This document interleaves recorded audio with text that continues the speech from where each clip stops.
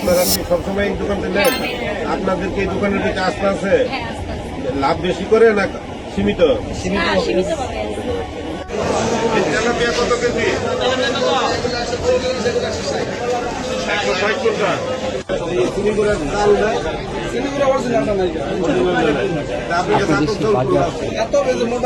আপনি দেশে বাজার মজবুত হচ্ছে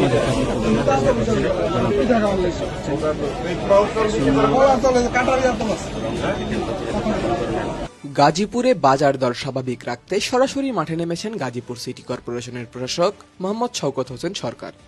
বাজারে দ্রব্যমূল্য নিয়ন্ত্রণ ও শৃঙ্খলা বজায় রাখতে ম্যাজিস্ট্রেটকে সঙ্গে নিয়ে পরিচালনা করছেন নিয়মিত মনিটরিং। বাজারের বিভিন্ন দোকান ঘুরে দেখেন তিনি, নিত্য প্রয়োজনীয় পণ্যের দাম, সরবরাহ ও বিক্রির পরিস্থিতি সম্পর্কে খোঁজ খবর নেন।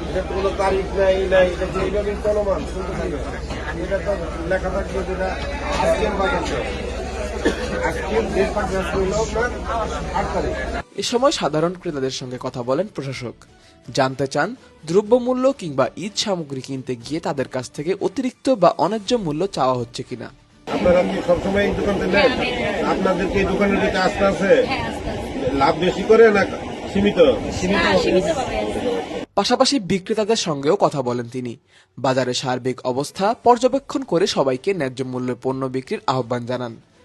প্রশাসনের পক্ষ থেকে জানানো হয়, কেউ যদি অযৌক্তিকভাবে দাম বাড়ায় বা বাজারে বিশৃঙ্খলা সৃষ্টি করে তাহলে তার বিরুদ্ধে কঠোর ব্যবস্থা নেওয়া হবে। নগরবাসীর স্বস্তি নিশ্চিত করতে প্রশাসনের এই তদারকি অব্যাহত থাকবে। লক্ষ্য একটাই, গাজীপুরের বাজারে ন্যায্য মূল্য ও শৃঙ্খলা বজায় রাখা।